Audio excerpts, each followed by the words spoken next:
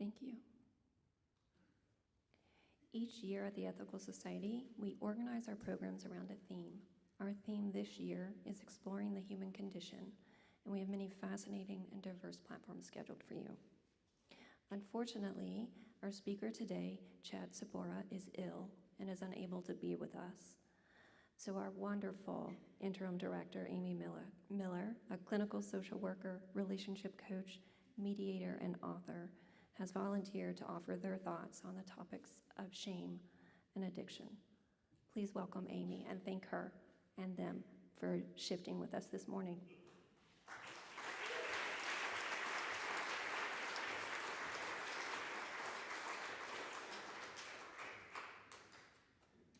Good morning. When I was driving here, I did not know that I was going to be speaking today. Luckily, I still look professional. And it worked out that yesterday, we had a Saturday session. Some of you were here. There were 12 people in the room, I believe. We had a Saturday session about authenticity, freedom, and belonging. And so I had my notes from this class, but what I was thinking about when I found out that I would be speaking today was what were we going to be talking about? And one of the things that I assume Chad was going to be talking about when he talked about addiction and the criminalization of addiction and the ethical conundrums that come along with it is that partly the origin of addiction is trauma for most people. In fact, when we had the opioid overdose training, I don't know if any of you were there for that. Last month, we had a training that was presented by The T, which is a nonprofit organization that originated talking about bullet wounds.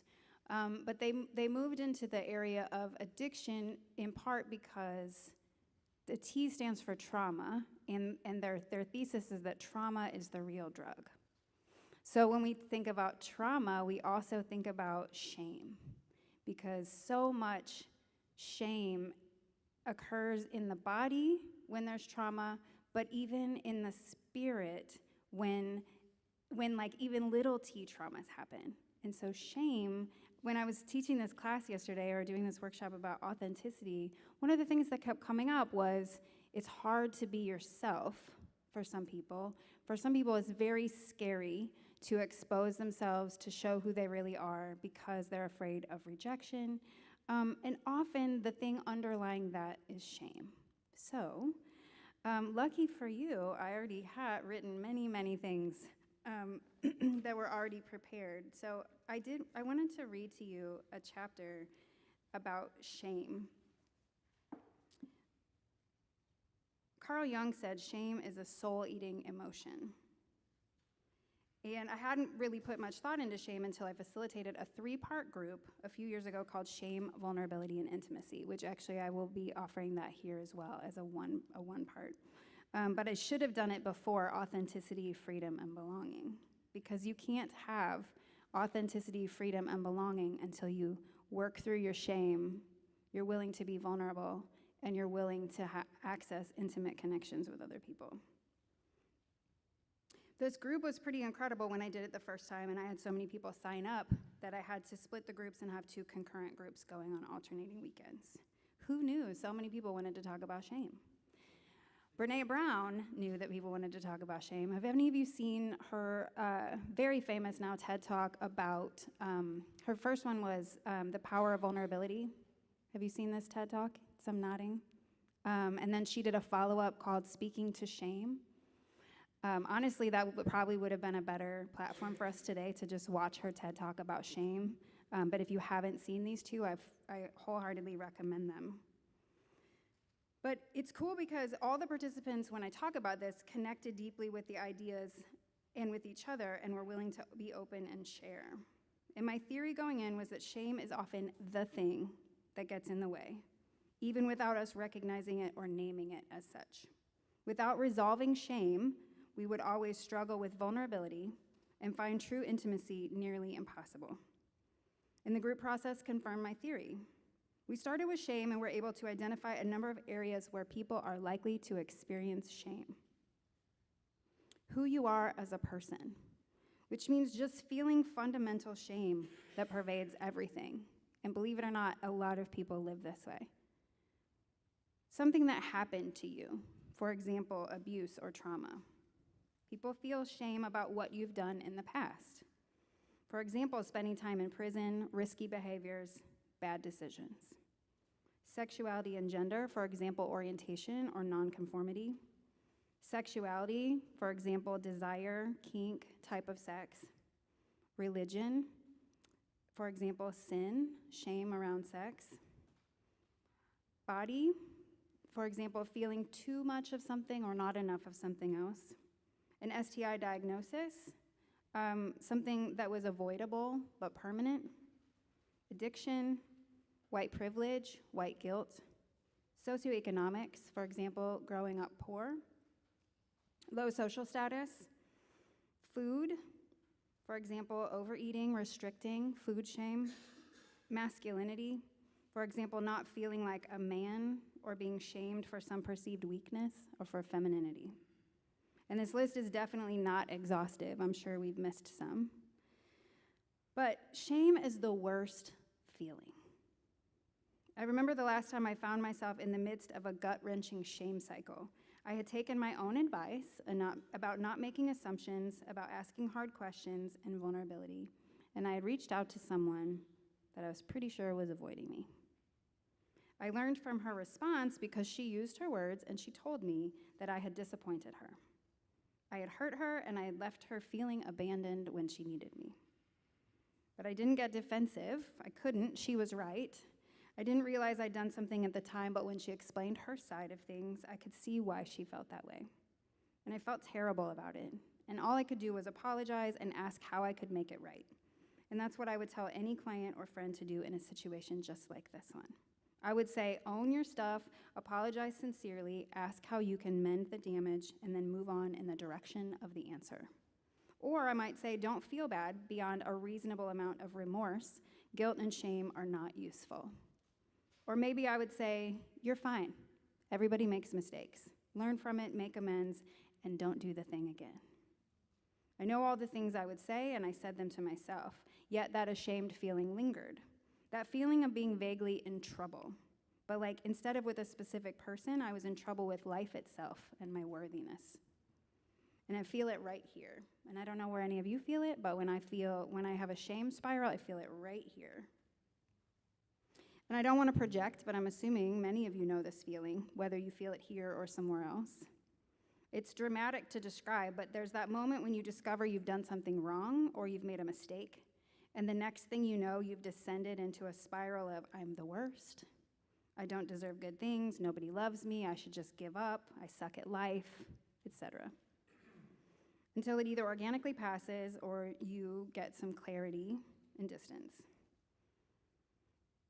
The thing about these shame cycles is not only do they not really help you do better, they actually cripple you. They stop you in your tracks. They barricade you from vulnerability. Shame floods you with false assurances about your worthiness, your fundamental worthiness. It encourages you to wallow in bad feelings when instead what happened could be a profound lesson for you.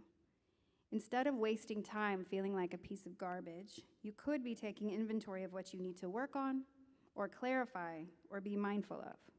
As I've said a million times, feelings are not facts. And shame is just a feeling, albeit an extremely convincing and awful one. To clarify, shame is a step beyond guilt.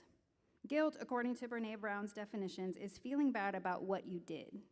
Shame is feeling bad about who you are. So I would invite you to start with recognizing your shame cues, because until I started doing this work on purpose, I really never had identified what the feeling was. I just knew that it felt bad and I hated it when it happened. But think about it. So what happens in your body? Can you imagine it? Can you name it? For me, it's a rush of warmth to my face and instant nausea to my belly. It feels like panic at first, and then it settles into a low hum of near constant anxiety until it passes. And I can't eat or sleep when I'm in this state. It feels like anxiety, but with an edge to it. Again, it took me years to understand what the feeling was and to be able to name it. So don't feel bad if you haven't gotten there yet. It may take a while to be able to tune in. Maybe you're one of those magical people who doesn't experience shame, but that seems unlikely. Since we're exploring the human condition, it seems unlikely that that's true.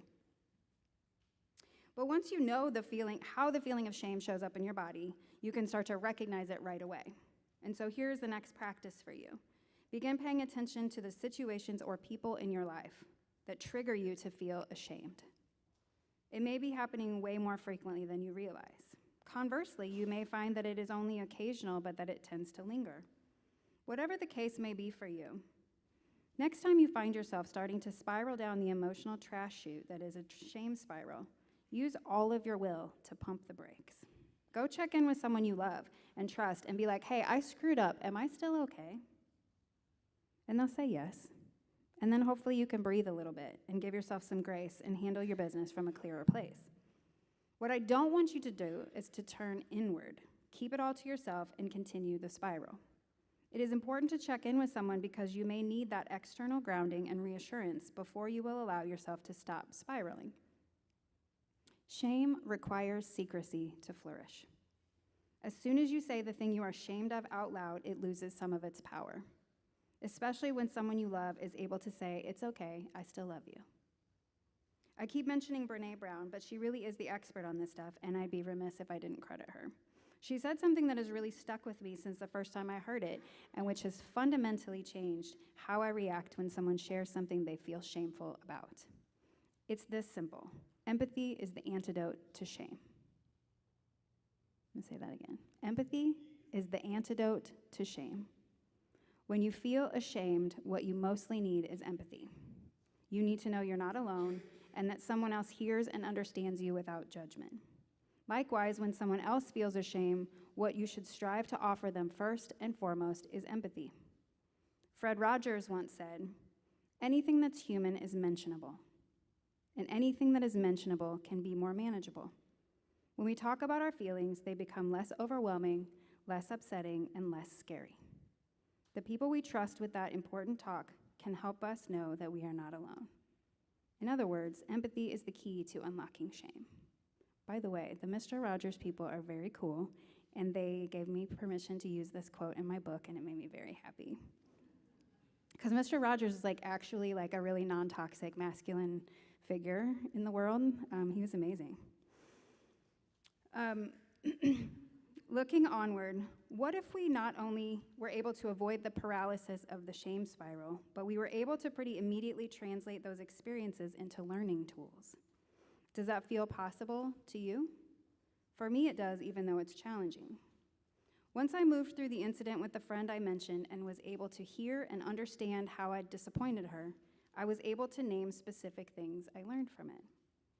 I'm glad I was brave enough to ask if she was upset with me and hear the answer because I'm always trying to improve how I relate to the world and the people in it. And based on what she said, it's clear that I needed to receive the feedback. Obviously, I wish I'd been a better friend to her in the first place, but once I messed up, I just wish I'd been better at bypassing the soul-eating shame on the way to the clarity I eventually received. I'm going to keep working on this, and I hope you will too. But the reflections that I'd like you to sit with include, what role does shame play in your life? What do you feel ashamed of? What are your shame triggers? What are some of the things you tell yourself when you're shame spiraling? Are you able to interrupt the spiral? What does shame feel like in your body? Prior to now, would you have been able to identify those feelings? Does it change anything to call those feelings shame? So, when we work through shame and we're able to embrace our whole selves, then we can show up with vulnerability, which many of the people in the session yesterday showed up with vulnerability, even though it was hard. And we talked about the fact that it was hard. But I also want you to be thinking about authenticity, because when we think about a community and we want to create a sense of belonging for everyone, and we value authentic expression, then we have to make space where no one feels ashamed where everyone can be their whole self, and where we can create a sense of belonging that extends to everyone.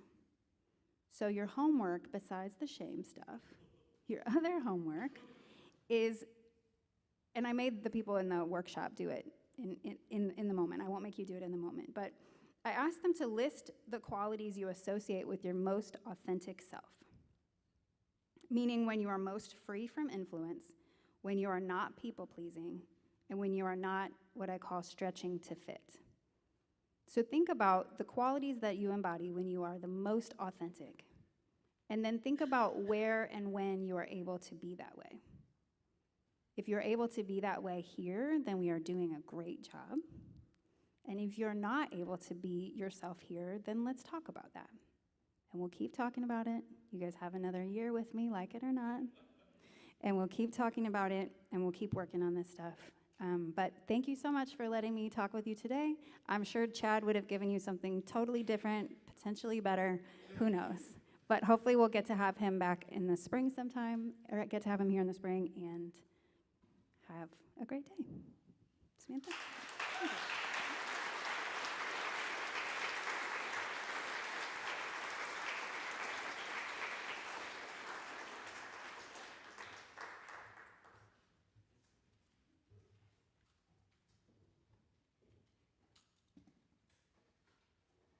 We're both like dropping everything up here.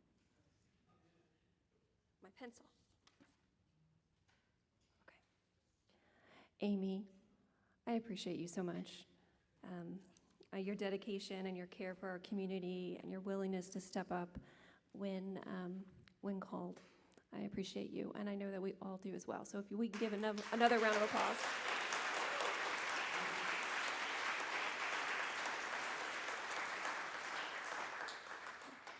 Members of the Welcome Team will now take up a collection to support the society.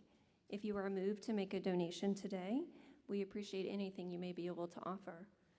Like all nonprofits, we rely on the generosity of our members and our friends to ensure that our community can keep offering our many free programs.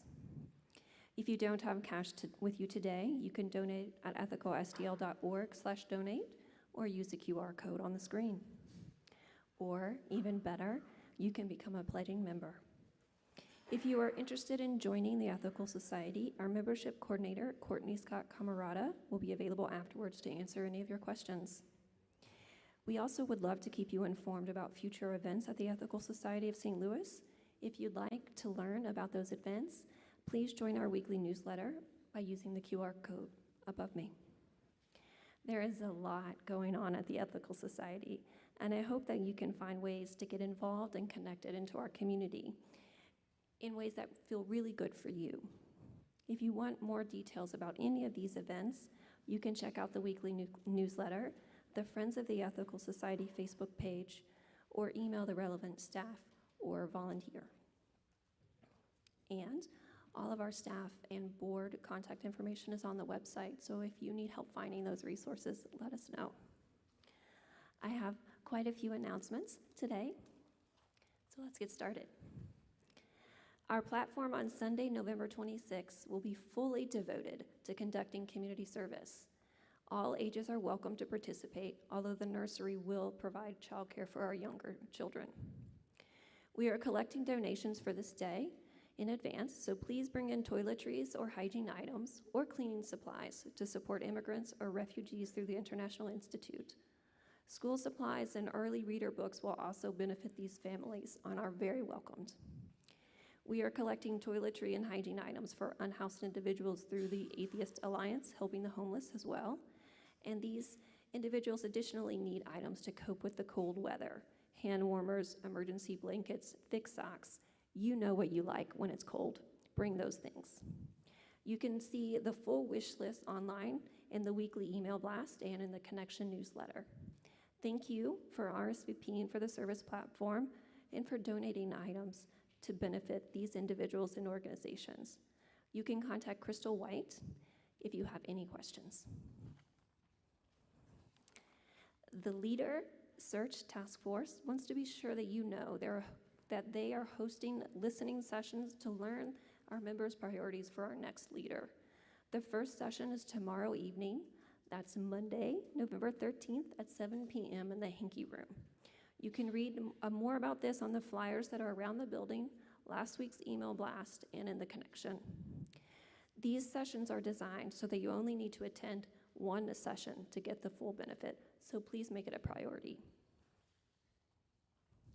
We also have a couple of new groups that are starting here at Ethical. The Tabletop Gaming Exploration Group has their first meeting on Tuesday, November 28th at 6 p.m. And the Creative Writing Group will be meeting on the first Sunday of the month at 7 p.m. We think both of those will be in the Hinkie Room, but they might be in the library, so make sure to check the connection to make sure that you can come and have fun. And don't forget that the TWA is selling puzzles and tasty treats in the Becker Room downstairs after, so supplies are going fast. You don't want to miss it. Make sure to bring your cash or other methods of payment so that you can take part. All right, that's the end of our announcements for now. Please welcome Hannah, Sam, and Rania back to the stage for our third and final musical selection, which is titled Libertango.